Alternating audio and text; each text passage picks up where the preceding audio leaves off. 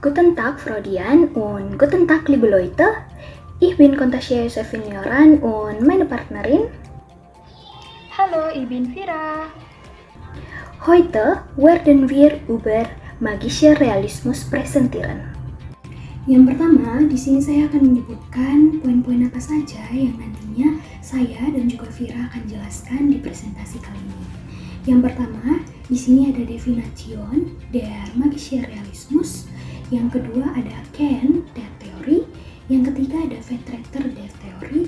Yang keempat ada Metode der Theorie. Dan yang terakhir ada Analyse der Theorie. Yang pertama, di sini ada pengertian dari magische Realismus. Magische Realismus atau realisme ajaib adalah aliran sastra atau seni yang berasal dari Amerika Latin pada awal abad 20. Aliran ini merupakan penggabungan antara unsur-unsur realisme yang kuat dengan elemen magic atau fantastis yang ada di dalamnya. Konteks ini teman-teman pertama kali dikemukakan oleh salah satu kritikus seni di Jerman bernama Franz Roh pada tahun 1925. Ia menggunakan istilah magische Realismus ini untuk menggambarkan lukisan-lukisan atau seni lukis visual yang dimana di dalamnya mengandung unsur-unsur realitas dan juga elemen magic atau fantastis. Namun, kemudian istilah ini diadopsi kembali oleh penulis karya sastra seperti Gabriel García Márquez, Jorge Luis Borges, dan Isabel Allende pada pertengahan tahun abad ke-20. Mereka menggunakan teknik realisme magic ini untuk menggambarkan dunia yang ajaib dan luar biasa dalam konteks kehidupan sehari-hari. Selanjutnya teman-teman, di sini saya akan menjelaskan poin kedua, yaitu Kern der Theorie atau inti dari teori magische Realismus. Di sini yang pertama ada in der realen Welt angesiedelt, artinya berlatar di dunia nyata. Cerita-cerita realisme magis ini umumnya terjadi dalam konteks dunia yang kita kenal atau dunia nyata. Ini akan menciptakan landasan realitas yang sangat kuat bagi para pembaca sebelum nantinya para penulis akan memunculkan unsur-unsur magic di dalamnya. Selanjutnya, fantastische Elemente werden normalisiert. Artinya elemen-elemen fantastis dinormalisasikan. Nah teman-teman, meskipun di dalam karya sastra magische realisme ini terdapat unsur-unsur magic seperti sihir, makhluk mitologis atau kejadian ajaib lainnya, ini dianggap sebagai bahan alami dari kehidupan sehari-hari karakter yang ada dalam karya sastra tersebut. Jadi mereka ini tidak akan menimbulkan keheranan yang berlebihan dalam dunia cerita. Selanjutnya, Mythen einbeziehen, artinya sertakan mitos. Nah, realisme magis ini seringkali memasukkan mitos atau legenda dari budaya tertentu ke dalam ceritanya. Ini bisa berupa cerita rakyat atau makhluk mitis lainnya yang menjadi bagian penting dari sebuah narasi cerita. Selanjutnya, die Zeit kennt keine Grenzen, artinya waktu tidak mengenal batas. Di dalam realisme magis, waktu bisa menjadi fleksibel dan tidak akan terikat pada konsep biasanya. Nah, hal ini memungkinkan cerita untuk melompat dari masa lalu ke masa depan atau sebaliknya, atau bahkan akan menggabungkan zaman-zaman yang berbeda seperti sebelumnya. Selanjutnya, hybride. Nah, hybride atau hibrida ini artinya realisme magis itu seringkali menciptakan keterkaitan antara alam nyata dan juga dunia magis. Ini bisa menjadi perpaduan antara teknologi modern dengan sihir kuno atau interaksi antara manusia dengan makhluk-makhluk mitologis dalam kehidupan sehari-hari. Ini ada Vertreter der Theorie. Teman-teman bisa melihat adanya gambar wajah dari seorang tokoh dari teori magische Realismus, yaitu Wendy Bevaris. Beliau ini menjelaskan adanya 5 karakteristik dalam teori magische Realismus. Yang pertama ada irreducible Elemente. Ini tuh merujuk pada unsur-unsur dalam cerita yang tidak dapat dijelaskan secara logis. Unsur-unsur itu bersifat misterius dan tidak dapat dimengerti melalui logika. Selanjutnya di Phenomenal World, hal ini itu mengacu pada peristiwa-peristiwa dalam cerita yang terjadi dalam dunia nyata, namun berdasarkan pada cerita ataupun sejarah yang terjadi pada saat itu. Peristiwa-peristiwa ini juga seringkali dapat mencampur adukan realitas sehari-hari dengan fantasi. Selanjutnya, Boin Ruhigande Twilight.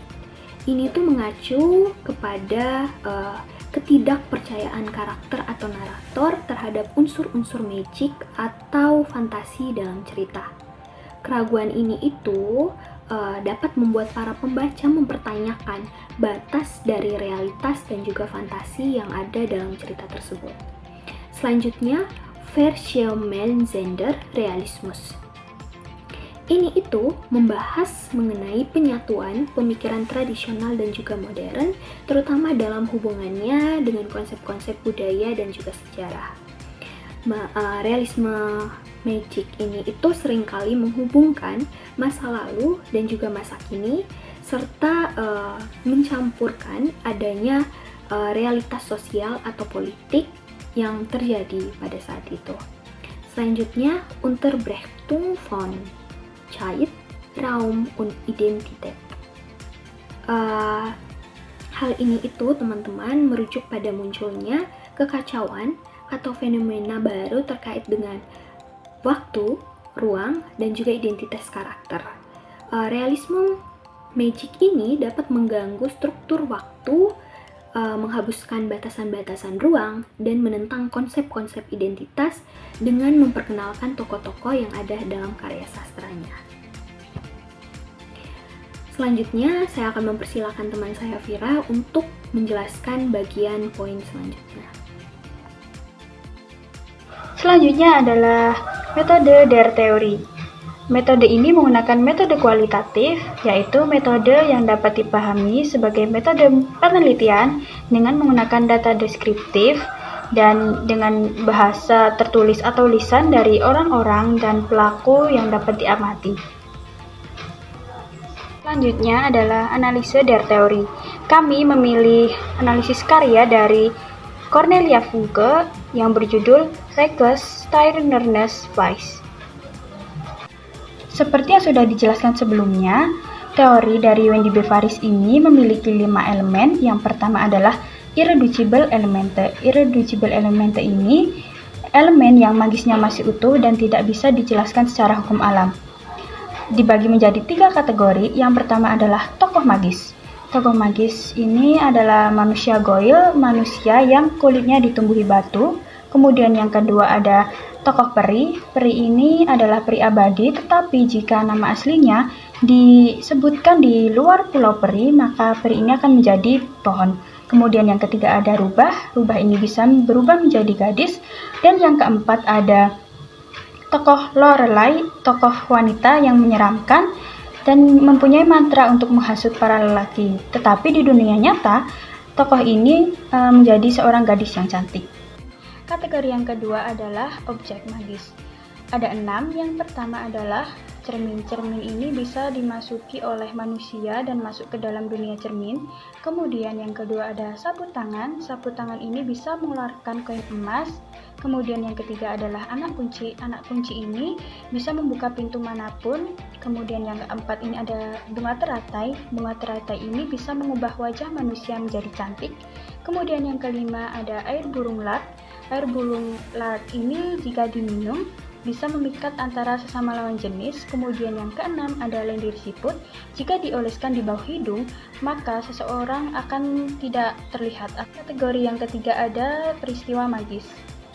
Yang pertama adalah Jacob yang hilang dan lenyap dalam cermin. Kemudian yang kedua adalah Jacob berkomunikasi dengan rubah tanpa mengatakan sepatah kata pun. Kemudian yang ketiga ada kebangkitan kematian Jacob, dan yang keempat ada peri yang berubah menjadi pohon. Selanjutnya adalah elemen yang kedua di Phenomenal World, yaitu sisi real dari dunia nyata. dibagi menjadi 3 kategori. Yang pertama adalah tokoh. Tokoh Teresa von Austria ini di dalam roman diceritakan menjadi penguasa perempuan pertama kali Kekaisaran Austria. Sementara di dunia nyata juga sama, Teresa ini juga penguasa perempuan pertama Kekaisaran Austria. Kemudian kategori yang kedua adalah objek. Objek ini berlatar tempat bernama Grenada, Lombardia, Lothringen, dan Albion. Ini merupakan salah satu tempat di dunia nyata ini juga ada di salah satu negara yang bernama Italia dan Prancis. Kemudian tak hanya itu, ada juga kota Vienna yang di dunia nyata ini juga ada di ibu kota Kekaisaran Austria. Kemudian kategori yang ketiga adalah peristiwa. Peristiwa ini menjelaskan tentang perang 6 tahun perebutan wilayah antara kerajaan Goil dan kekaisaran perempuan tersebut. Dan di dunia nyata juga sama, diceritakan dan digambarkan perang 6 tahun tersebut dan berakhir dengan kedamaian. Yang ketiga adalah elemen beunruhigende Zweifel atau keraguan yang merasakan. Dibagi menjadi 2 kategori. Yang pertama adalah tokoh. Tokoh ini adalah manusia Goil yang kulitnya ditumbuhi oleh batu. Keraguan dalam tokoh ini itu karena prajurit Goil ini menyebabkan Will menjadi kulitnya ditumbuhi batu giok. Kemudian yang kedua ada peristiwa. Peristiwanya ada 2. Yang pertama adalah menghilangnya John yang masih menjadi misteri. Kemudian yang kedua adalah komunikasi Jacob dengan rubah yang tidak diceritakan jelas apakah secara alamiah atau bisa dapat membaca dari pikiran. Elemen selanjutnya adalah elemen yang keempat, yaitu Verschmelzender Realismus, penggabungan antara 2 dunia nyata dan dunia cermin. Dibagi menjadi 2 kategori. Yang pertama adalah tokoh. Tokoh ini ada tokoh Will, kekasih Will, Jacob, yang bisa memasuki dunia cermin. Kemudian yang kedua ada objek. Objek ini adalah objek cermin yang di dalam roman ini diceritakan di dunia nyatanya ini berada di ruang kerja ayahnya Jacob, dan di dunia cermin ini berada di reruntuhan kastil. Kemudian yang elemen yang terakhir adalah Unterbrechung von Zeitraum und Identität, yaitu munculnya bentuk baru yang berkaitan dengan waktu, tempat, dan identitas. Dalam roman ini hanya ada 1 data yang berkaitan, yaitu gangguan identitas yang dialami Will yang terkena cakaran prajurit Goil. Semakin hari semakin menyebar di wajah Will, dan Will pun merasa banyak perbedaan yang ada dalam dirinya, seperti indera pendengarannya semakin tajam, kemudian merasa malam seperti lebih terang, dan hatinya terasa hambar. Pada akhirnya Will ini berubah menjadi Goil seutuhnya dan tidak mengenali siapapun kecuali peri gelap tersebut. Es wäre alles von uns. Vielen Dank und auf Wiedersehen.